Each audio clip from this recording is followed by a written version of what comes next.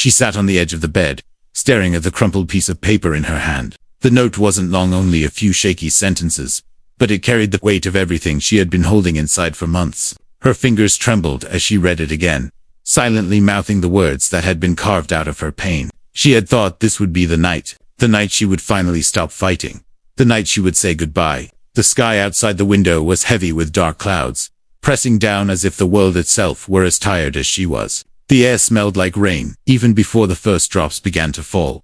For weeks, she had been rehearsing this farewell in her mind. Every time life felt unbearable, she imagined slipping away quietly, like a forgotten dream. No one knew the storms she carried inside. She had hidden them behind a smile so well that even her closest friends never suspected how close she was to the edge. Tonight, though, the mask had cracked. Her heart felt like shattered glass, sharp and cold. She thought of how many times she had tried to be strong for everyone else.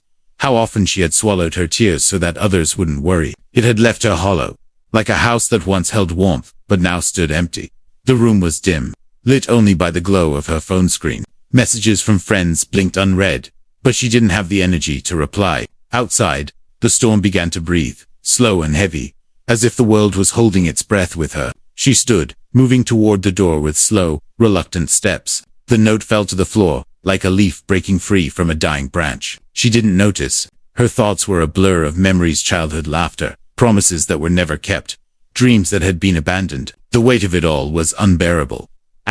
She opened the door to a world washed in shadows. The street was nearly empty, the lamps casting pale halos on the wet pavement. Her breath came out in soft clouds, mingling with the cool air. The rain had started to fall, first as a drizzle, then as a steady rhythm, tapping against her face and hair, soaking into her clothes. She didn't care. She welcomed the chill. It felt honest, unlike the forced warmth of the words people often used when they told her things would be okay. She didn't believe them anymore.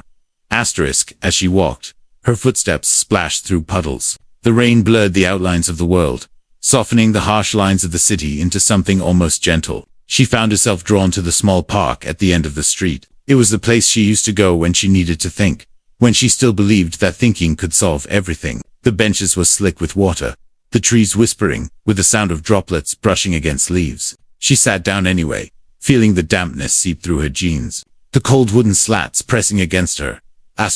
She tilted her head back to look at the sky, and for a moment, she wondered why it always seemed to rain when she felt most alone. The world, she thought, had a way of mirroring the sadness inside her. The rain slid down her cheeks, mingling with the tears she had been too tired to wipe away. It was as if the sky itself was crying for her, as if it refused to let her cry alone. That thought made something small and fragile stir inside her chest, a faint flicker of feeling that she hadn't noticed in a long time.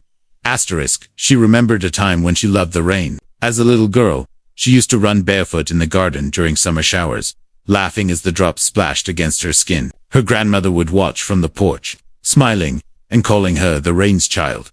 Back then, rain had been a promise of renewal, of life. When had it become just another weight on her shoulders? When had she stopped dancing in it, and started drowning beneath it? The wind shifted, carrying the scent of wet earth and blooming flowers. She closed her eyes, and for the first time in what felt like forever, she allowed herself to breathe deeply. The rain wasn't pushing her down. It was washing something away, clearing the air inside her mind. She thought of the note back in her room, lying on the floor like a broken piece of her heart. The words she had written there felt distant now, like something someone else had thought in a different lifetime. Minutes passed, or maybe hours, she couldn't tell. The rain slowed to a soft drizzle, and the silence that followed was almost gentle, like the world had decided to cradle her instead of crushing her. Somewhere in the distance, a car horn echoed, followed by the laughter of two kids running down the street with their jackets pulled over their heads. That small sound of life made her chest ache in a way that was strangely tender. She realized she wasn't ready to leave. Not yet. There were still things she hadn't done, still sunsets she hadn't seen, still people who would miss her, even if she couldn't believe it now. Her grandmother's voice came back to her, a memory of soft hands braiding her hair, whispering, "You are stronger than the storms, my little one." She wanted to believe that. She wanted to be the girl who once danced in the rain. Slowly, she stood up, feeling the damp weight of her clothes, pulling her back to the present. She looked around the park as if seeing it for the first time. The glistening leaves, the puddles that reflected the pale streetlights like tiny mirrors, the quiet resilience of the flowers along the path. Life, she thought. Always found a way to keep going, even through the storms. Maybe she could. The walk back home felt different. The rain had stopped, leaving behind a soft mist that clung to the air. She could hear her own footsteps on the wet pavement, steady and alive. For the first time in weeks, the thought of tomorrow didn't feel like a burden. It felt like a possibility. When she entered her room again, the sight of the note on the floor made her pause. She picked it up, reading the words with new eyes. The pain that had written them was still real, but it no longer felt like the whole truth. There was more to her story than this one night, more than the darkness that had almost swallowed her. She folded the paper and placed it inside a drawer, not as a farewell, but as a reminder of how close she had come to letting go on, how the rain had stopped her. She lay down on the bed, pulling the blanket up around her shoulders. The room was quiet, but it no longer felt like a cage. Somewhere outside, the last drops of rain slipped from the edge of the roof, falling one by one onto the earth below. She listened to that soft rhythm until her breathing matched it, steady and slow. In the days that followed, she would remember that night as a turning point. She would remember the way the rain had touched her face and reminded her of the child she had once been, the one who loved to dance in storms. She would remember that even the darkest skies can break open to let the light through, and though the journey ahead would not be easy, because healing never is, she would walk it one step at a time, carrying with her the memory of the night the rain stopped her from saying goodbye.